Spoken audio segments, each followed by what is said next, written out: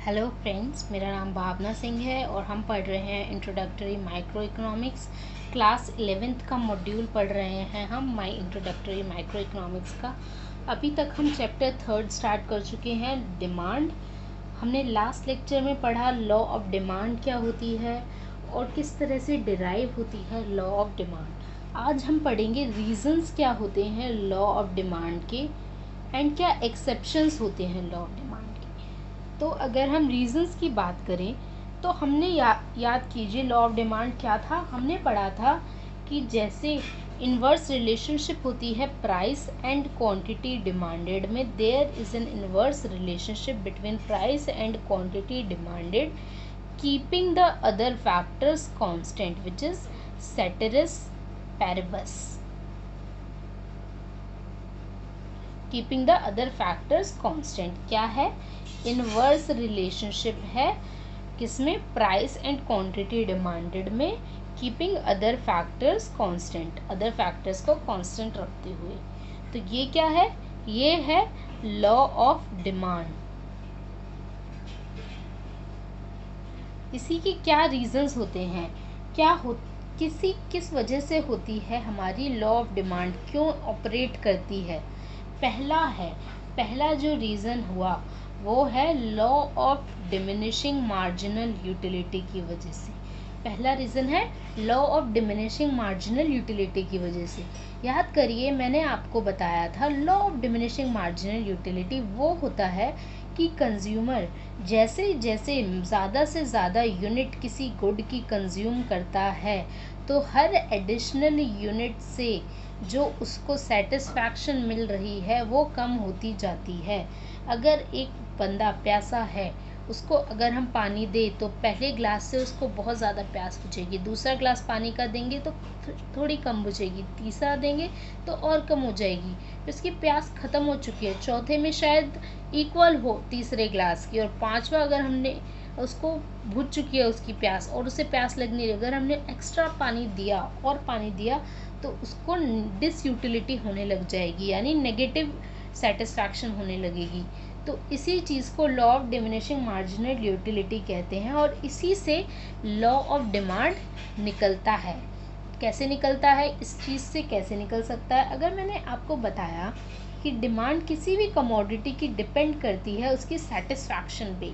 अगर एक कंज्यूमर को ज़्यादा सेटिस्फैक्शन हो रही है तो वो ऑब्वियसली और ज़्यादा पे करने के लिए रेडी हो जाएगा उस गुड के लिए।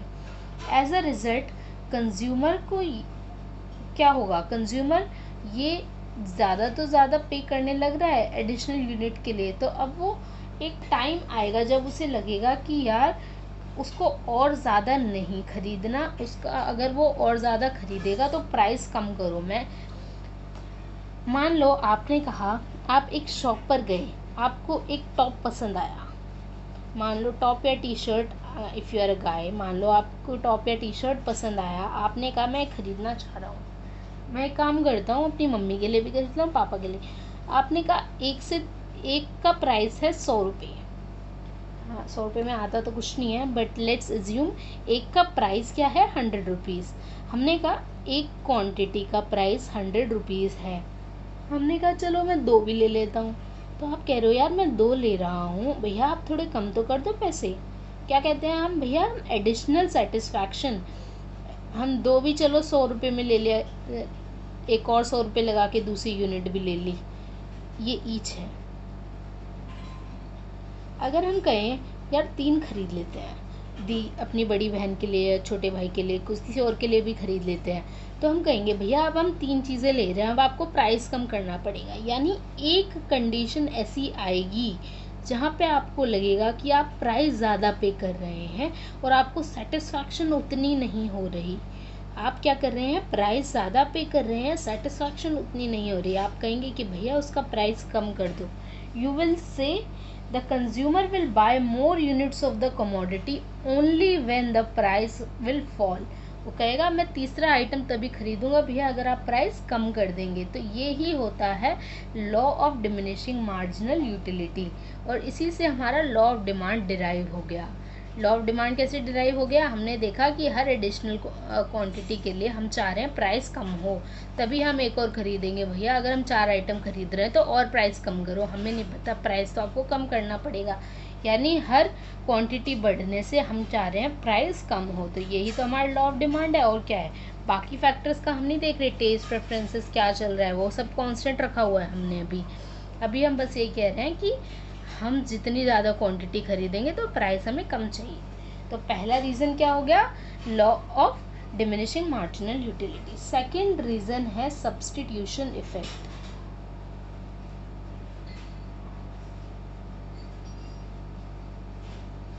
सब्स्टिट्यूशन इफेक्ट SE से डिनोट करेंगे इसे हम। तो सब्स्टिट्यूशन इफेक्ट क्या होता है, सब्स्टिट्यूशन इफेक्ट का मतलब होता है एक गुड को दूसरे से सब्स्टिट्यूट कर देना अगर दूसरा सस्ता हो जाए तो। मान लो अगर हमने देखा कि हमारे पास पेप्सी है और कोक है, दो गुड्स हैं, पेप्सी है और कोक है। अगर पेप्सी का प्राइस जो है इसका कम हो गया और कोक का वैसा ही प्राइस है, पेप्सी का कम हो गया, तो कोक जो लोग खरीद रहे थे वो भी यहाँ से उठ के पेप्सी पे आ जाएंगे, पेप्सी खरीदने लगेंगे, कोक से उठ के पेप्सी खरीदने लगेंगे। तो क्या होगा, पेप्सी की डिमांड जो होगी, डिमांड जो पेप्सी की क्या करेगी, बढ़ने लगेगी। तो अगर पेप्सी का सब्स्टिट्यूशन इफेक्ट भी लगता है और इसी से लॉ ऑफ डिमांड डिराइव हो रहा है, कैसे, प्राइस कम हो रहा है, डिमांड इंक्रीज हो रही है, कैसे, सब्स्टिट्यूट गुड्स की वजह से। क्या है, सब्स्टिट्यूट गुड्स से एक दूसरे से सब्स्टिट्यूट कर सकते हैं हम। सिमिलरली थर्ड पॉइंट है हमारा इनकम इफेक्ट। इनकम इफेक्ट क्या था, IE इनकम इफेक्ट जो था हमारा, इनकम इफेक्ट तो वो होता है ना ऐसा इफेक्ट डिमांड पर जब रियल इनकम में अगर चेंज होगा तो प्राइस में भी चेंज की वजह से ही रियल इनकम में चेंज होगा। मतलब क्या है इसका, जब प्राइस किसी कमोडिटी का कम होगा तो हमारी इनकम जो है, यानी उसको खरीदने की परचेजिंग पावर जो है, हमारी इनकम क्या हो रही है, वो इंक्रीज हो रही है। और उससे क्या हो रहा है, हमारी इनकम बढ़ेगी तो क्या करेगा, बंदा और ज़्यादा खरीदेगा, यानी कि उसकी चीज़ की डिमांड भी बढ़ रही है। क्या हो रही है, बढ़ रही है। प्राइस कम हो गया, इनकम बढ़ गई, डिमांड बढ़ गई। ये क्या मतलब है, आप ये देखिए, आपके पास 40 रुपये हैं, ठीक है। मान लीजिए कि ईशा ने खरीदी 4 चॉकलेट, 4 चॉकलेट खरीदी उसने एट ₹10 ईच। 10 रुपये की हर चॉकलेट थी उसके पास और टोटल उसके पास 40 रुपये ही की इनकम थी, 40 रुपये की इनकम थी। अब ईशा को हमने कहा कि मान लो हमारा प्राइस कम हो गया, 10 रुपये की जगह हर जो चॉकलेट 8 रुपये की आने लग गई, तो 8 रुपये की अगर ईच चॉकलेट हो गई तो कितनी, 5 चॉकलेट खरीदी जाएंगी टोटल। 5 चॉकलेट थी तो 8 रुपये की आएंगी, तभी तो 40 रुपये खर्च होंगे, इनकम हमारी उतनी है, ठीक है। हमने देखा तो हमारा ये क्या हो गया, क्वांटिटी हमारी इंक्रीज हो गई, प्राइस क्वांटिटी हमारी क्या हो गई, इंक्रीज हो गई, 4 से 5 हो गई है, क्या होगी, 4 से 5 क्वांटिटी इंक्रीज हो गई, प्राइस हमारा डिक्रीज हो गया। तो ये क्या है, यही तो हमारा लॉ ऑफ डिमांड है। ये क्या है, यही तो हमारा लॉ ऑफ डिमांड है। तो इनकम इफेक्ट की वजह से जब प्राइस होता है किसी भी चीज़ का कम, तो रियल इनकम, नॉर्मल इनकम तो सेम रहेगी, लेकिन रियल इनकम क्या होती है, जो परचेजिंग पावर होती है, यानी उसको खरीदने की शक्ति जो है उसकी बढ़ गई। इन रियल, वैसे तो उसकी नॉमिन इनकम तो सेम ही है, लेकिन रियल इनकम बढ़ गई, यानी परचेजिंग पावर बढ़ गई बंदे की। मतलब अब वो उन्हीं पैसों में ज़्यादा चीज़ें खरीद पा रहा है, तो उसकी क्या होगी, रियल इनकम बढ़ गई। उससे अब उसके पास रियल इनकम बढ़ गई, उसके पास ज़्यादा चीज़ें खरीद सकता है, तो ऑब्वियसली डिमांड बढ़ जाएगी। वो डिमांड उसकी बढ़ रही है, यानी डिमांड उसने बढ़ा ली अपनी, रियल इनकम उसकी यहाँ पे बढ़ी गई थी। तो इनकम इफेक्ट की वजह से भी लॉ ऑफ डिमांड हम डिराइव कर सकते हैं। इनकम इफेक्ट एक रीज़न है लॉ ऑफ डिमांड का, सब्स्टिट्यूशन इफेक्ट है, law of diminishing marginal utility है। नाउ प्राइस इफेक्ट जो होता है, price effect is equals to substitution effect plus income effect. ये आप याद रखिएगा। प्राइस इफेक्ट क्या होता है? Price effect is the combined effect of income effect and substitution effect, और इसको हम इस तरह से डिनोट करते हैं। नाउ फोर्थ हमारा पॉइंट है एडिशनल कंज्यूमर्स।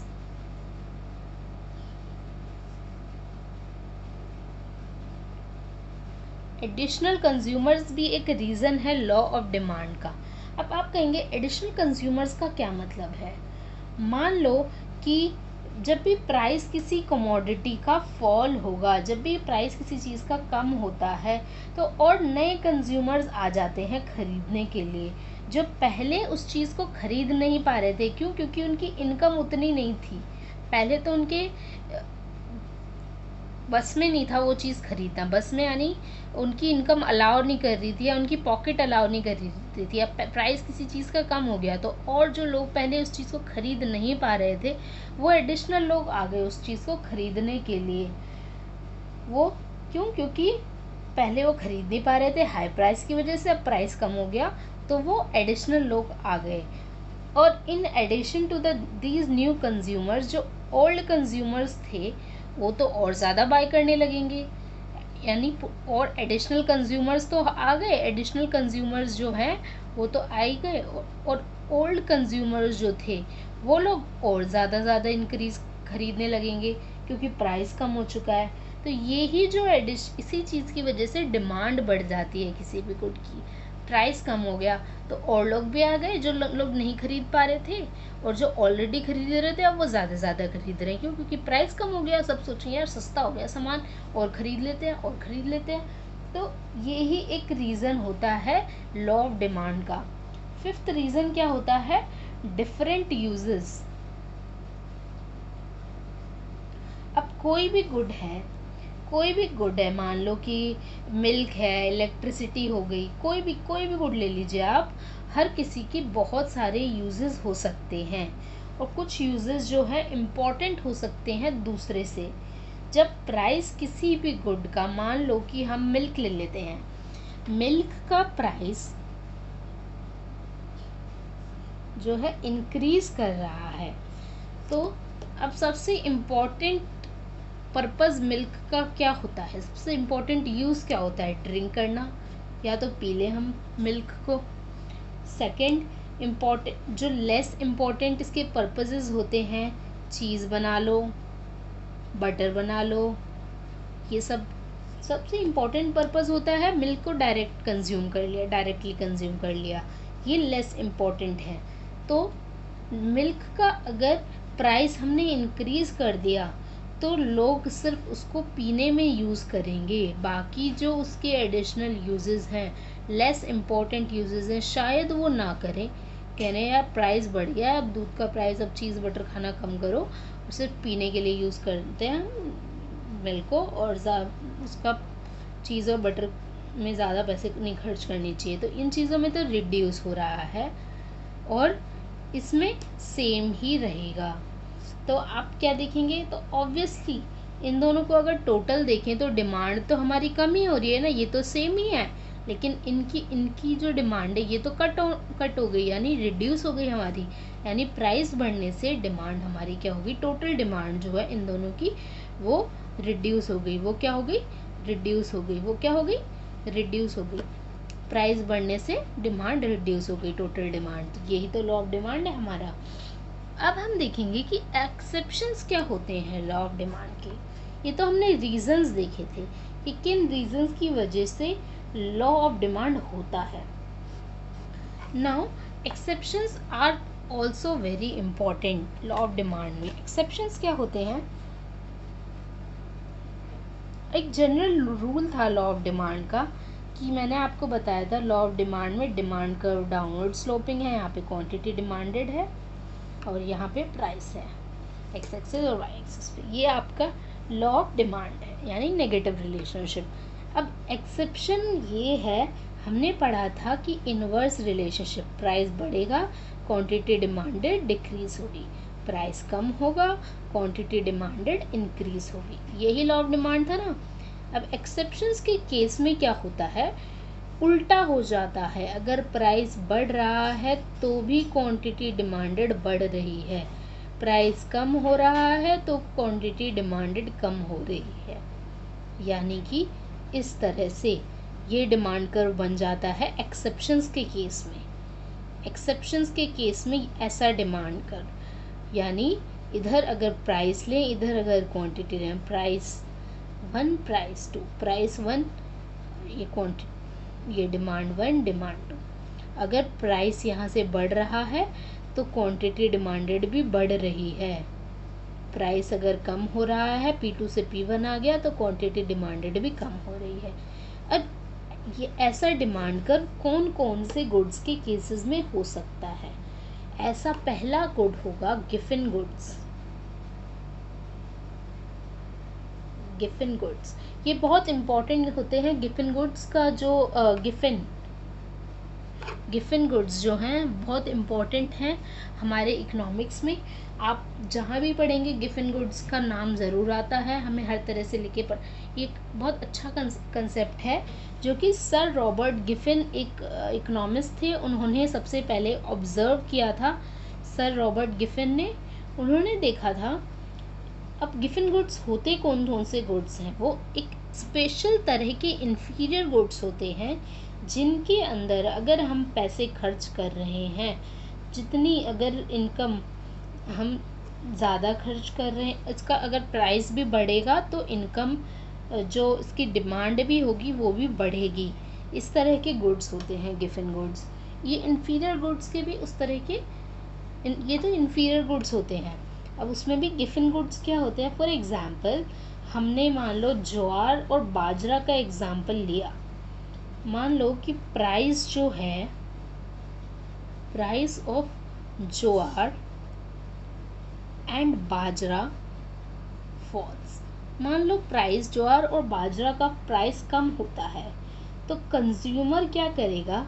वो कम पैसा खर्च करेगा इनके ऊपर और सुपीरियर सीरियल्स पे चला जाएगा। यानी कि मान लो वो शिफ्ट हो जाएगा वीट और राइस पे।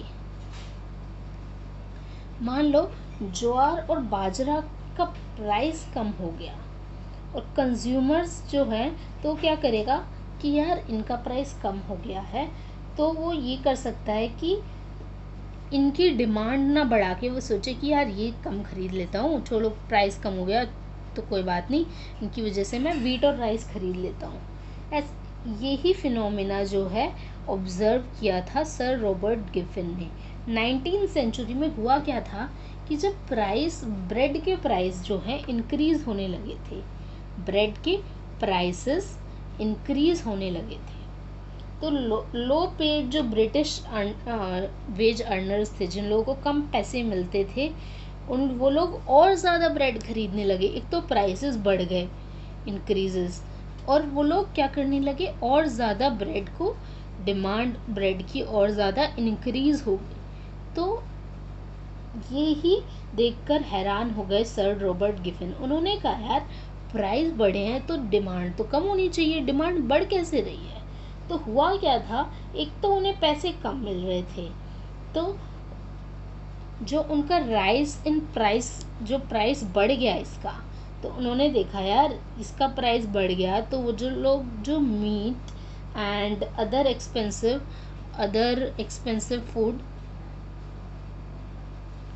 फूड खाते थे, उन लोगों ने सोचा इन पे पैसा नहीं खर्च करेंगे, अब हम, इसका प्राइस ब्रेड का ही बढ़ गया है धीरे इतना ज़्यादा प्राइस, तो अब मीट और अदर फूड कम खाएंगे और हम ब्रेड ही खरीद लेते हैं इनकी जगह भी, ताकि हमारी भूख मिट जाए जल्दी जल्दी। तो अब वो उन्होंने ये कंज्यूम करना बंद कर दिया और यहाँ से वो शिफ्ट हो गए ब्रेड को खरीदने में। कहाँ पे शिफ्ट हो गए? ब्रेड को खरीदने में। दे वर फोर्स्ड, अब राइज होने लगा था प्राइस में, तो उन्होंने कंजम्पशन कट करनी शुरू कर दी मीट और अदर चीज़ों की, और अपना भूख मिटाने के लिए उन्होंने और ज़्यादा ब्रेड खरीदने लगे, चाहे वो हायर प्राइसेस पे बिक रहे हों। मीट और अदर एक्सपेंसिव फूड की जगह वो लोग ब्रेड और ख़रीदने लगे ताकि उनका पेट भर जाए। और इसी फिनोमिना को उसने गिफिन पैराडॉक्स का नाम दिया। क्या नाम दिया? Giffen paradox. यही गिफिन पैराडॉक्स का नाम दिया उसने। Sorry guys. तो इसी चीज़ को सर रॉबर्ट गिफिन ने गिफिन पैराडॉक्स का नाम दिया कि अगर प्राइसेस बढ़ेगा तब भी डिमांड इंक्रीज़ होगी। मान लो प्राइस ज्वार और बाजरा का कम हो रहा है तो लोग, ऐसा नहीं है ज्वार बाजरा ज़्यादा खरीदना शुरू कर देंगे, वो लोग ज्वार बाजरा की जगह व्हीट और राइस खरीदना शुरू कर देंगे। कहेंगे चलो यार इसका प्राइस कम हो गया, कोई बात नहीं, हमारे पैसे यहाँ पे तो हाँ हम इसको ज़्यादा खरीद सकते हैं, लेकिन ये कोई बहुत बढ़िया क्वालिटी की चीज़ नहीं है। व्हीट और राइस बढ़िया चीज़ होती है तो हम व्हीट और राइस खरीदना शुरू कर देते हैं। तो अपने यहाँ पे जो पैसे बच रहे हैं उनको व्हीट और राइस में लगाना शुरू कर देंगे। कहाँ लगाना शुरू कर देंगे? व्हीट और राइस में लगाना शुरू कर देंगे। तो ये ही गिफिन गुड्स होते हैं। सेकेंड क्या होता है? सेकेंड होते हैं status symbol goods.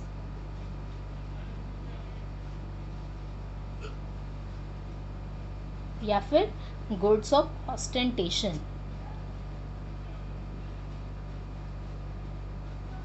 Status symbol rules जो ये भी एक्सेप्शंस हैं लॉ ऑफ डिमांड के। यहाँ पे स्टेटस सिंबल जैसे कि डायमंड्स, गोल्ड और एंटीक पेंटिंग्स जो हो गई, मान लो ये सब चीज़ें खरीदते हैं, कोई भी इंसान गोल्ड खरीदता है, डायमंड खरीदता है, एंटीक चीज़ें खरीदने लग जाता है, तो ये एक स्टेटस सिंबल है।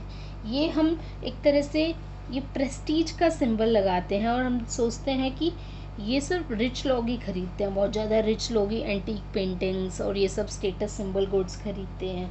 तो इनका अगर प्राइस भी हाई है, जितना ज़्यादा प्राइस होता है उतनी ज़्यादा उस चीज़ की डिमांड बढ़ती है। Higher will be the demand, price जितना बढ़ेगा उतनी ज़्यादा डिमांड होगी। क्योंकि वो स्टेटस सिंबल है, रिच लोग जितना ज़्यादा उस चीज़ का प्राइस बढ़ेगा उतनी ज़्यादा उस चीज़ की डिमांड, क्योंकि उन्हें लगेगा उस चीज़ से उनका सिंबल और स्टेटस ज़्यादा बढ़ रहा है, स्टेटस और सिंबल ज़्यादा बढ़ रहा है। थर्ड है फियर ऑफ शॉर्टेज।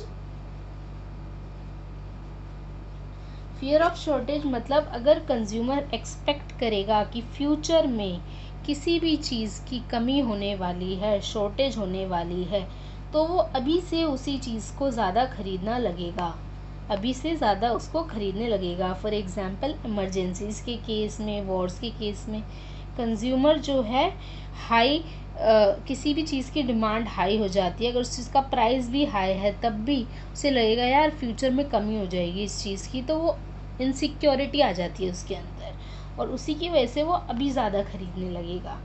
तो ये ही है फियर। अगर उसे डर है किसी भी चीज़ की कमी होने का फ्यूचर में, तो वो उसको अभी खरीद के रख लेगा। जैसे कि अभी कोरोना हुआ था, हमने लॉकडाउन डिक्लेयर किया था जब मोदी ने, तो हमने सोचा था कि अरे यार जल्दी जल्दी राशन पानी खरीद लेते हैं, दुकानें बंद होने वाली हैं। तो स्टार्टिंग में यही हुआ था, मार्च में सब लोगों ने सोचा था अरे लॉकडाउन लगने वाला है, सारी दुकानें बंद हो जाएंगी, खरीदेंगे कहाँ से राशन। तो सब लोग भाग के जाकर डिपार्टमेंटल स्टोर से सारा सामान लेने लग गए थे। तो यही थी फियर ऑफ शॉर्टेज, यही था फियर ऑफ शॉर्टेज। इसी की वजह से इवन दो उस टाइम प्राइसेस बढ़ रहे थे तो फिर भी डिमांड भी बढ़ रही थी चीज़ों की, क्योंकि उन्हें लग रहा था अब कमी हो जाएगी, सब लोग खरीद रहे हैं। सो यही फियर ऑफ शॉर्टेज कहते हैं। फोर्थ होता है इग्नोरेंस। फोर्थ होता है इग्नोरेंस। इग्नोरेंस का मतलब क्या हो गया? इग्नोरेंस का मतलब ये हो गया कि मान लो कंज्यूमर इग्नोर कर दे, उसको नहीं पता कि कितना प्राइस होना चाहिए, कितना नहीं होना चाहिए, पहला क्या प्राइस चल रहा था मार्केट में, कितना नहीं, उसको नहीं पता, उसने इग्नोर कर दी सारी सिचुएशन। तो अब ऑब्वियसली अगर ज़्यादा भी प्राइस, कोई ऐसा होता है ना, कई बार हम किसी शॉप पे जाते हैं, हमें पता नहीं क्या प्राइस चल रहा है, हमने वहाँ से कोई चीज़ खरीद ली। अब सिमिलरली हम शॉपिंग कर रहे हैं, दूसरी शॉप पे गए, हमें सेम आइटम दिख गया, हमने पूछा, वो कम प्राइस में मिल रहा है, तो हमने प्राइस उसने ज़्यादा बोला और हमने वहाँ पे ज़्यादा पैसे दे भी दिए, यानी वहाँ प्राइस था और हमने उसकी डिमांड भी बढ़ा दी। क्यों? इसका मतलब क्या हुआ, हम इग्नोरेंट कंज्यूमर थे, हमें पता नहीं था। तो इग्नोरेंस की वजह से भी एक्सेप्शन होती है ये लॉ ऑफ डिमांड की, कि हो सकता है प्राइस ज़्यादा हो फिर भी हम वहाँ पे कर दें, यानी डिमांड उस चीज़ की बढ़ा दें, इग्नोरेंस। और फिफ्थ होते हैं फैशन रिलेटेड प्रोडक्ट्स, जो होते हैं हमारे, क्या होते हैं, फिफ्थ होता है fashion related products.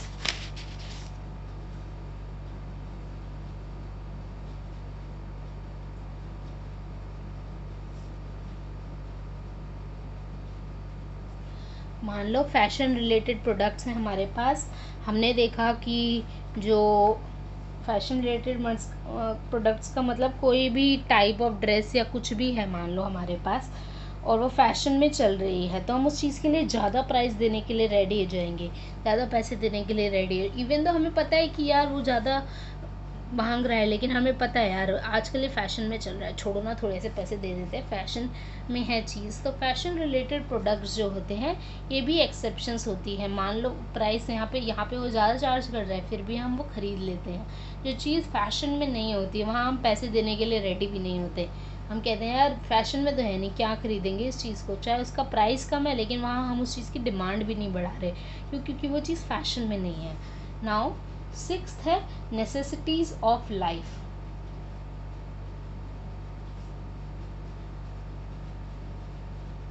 Necessities of life भी अनदर एक्सेप्शंस है।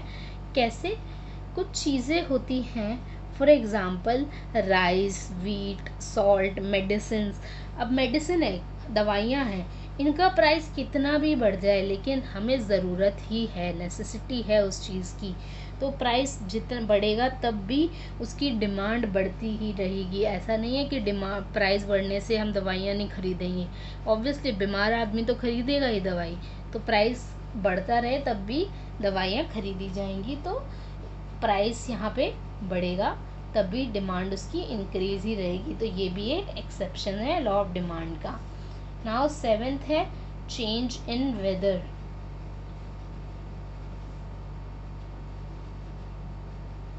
WEATH। अब ऑब्वियसली किसी भी चीज़ की डिमांड जो है वेदर के साथ भी बढ़ती या घटती है। फॉर एग्जांपल अम्ब्रेलाज की डिमांड रेनी सीजन में ऑब्वियसली ज़्यादा होगी, चाहे उसके प्राइसेस ज़्यादा हों। हम देखेंगे जैसे ही रेनी सीज़न आने लगेगा अम्ब्रेलाज, रेन कोट्स, इनके प्राइसेस बढ़ जाएंगे, पर फिर भी उस चीज़ की प्राइस बढ़े हुए हैं, लेकिन फिर भी लोग पैसे ज़्यादा देने को तैयार होते हैं। आप कहीं घूमने जाते हैं, आपने देखा कि वहाँ पे बारिश हो रही है, आपको पता नहीं था सीज़न का, वहाँ पे हमें पता है कि वहाँ पे पैसे बहुत ज़्यादा लेते हैं वो लोग। किसी भी अगर मान लो रेनी सीज़न अचानक से बारिश होने लगी, तो एक छोटा सा अम्ब्रेला भी वहाँ पे 300, 400, 500 रुपये का, एक 500 का वन अम्ब्रेला वो कह देते हैं 500 का, तो हम वहाँ भी देने को रेडी हो जाते हैं। क्यों? क्योंकि वो नेसेसिटी हो जाती है हमारे लिए। वहाँ पे चेंज इन वेदर आ गया, चाहे वो कितना ही हाई प्राइस हो जाए, लेकिन फिर लोग वहाँ पे खरीदने ही लगते हैं, क्योंकि उनके पास कोई और चॉइस नहीं होती। तो ये सब क्या चीज़ें होती हैं, ये सब एक्सेप्शंस होती हैं। सो गाइज यहीं पे मैं आज का अपना सेशन कंक्लूड करती हूँ। आज हमने डिटेल में पढ़ा रीजंस क्या होते हैं लॉ ऑफ डिमांड के और एक्सेप्शंस क्या होती हैं लॉ ऑफ डिमांड की। सो नेक्स्ट क्लास में हम पढ़ेंगे कि कैसे शिफ्ट्स और मोमेंट्स होते हैं डिमांड कर्व में। आज के लिए इतना ही। होप आपको समझ आया हो क्या रीजंस हैं लॉ ऑफ डिमांड के। Law of diminishing marginal utility, substitution effect, income effect, और इन दोनों को मिला के क्या कहते हैं, price effect, additional consumers, different users. So ये सारे रीजंस होते हैं। और क्या एक्सेप्शंस, किसकी वजह से हमारा डिमांड कर्व अपवर्ड स्लोपिंग होता है, किस एक्सेप्शंस की केस में, ये गिवन गुड्स के केस में, स्टेटस सिंबल्स के केस में, फेयर है हमें कमी होने का, इग्नोरेंट है हम कंज्यूमर, कोई नेसेसिटी है, फैशन से रिलेटेड कोई गुड है, या वेदर कंडीशंस में चेंज आ रहे हैं, तो इनकी वजह से होता है। So guys here I conclude my lecture and thank you for watching. Please take care. Hope आपको समझ आया हो एंड होप आप प्लीज़ फॉलो कर रहे हो मेरे लेक्चर्स को।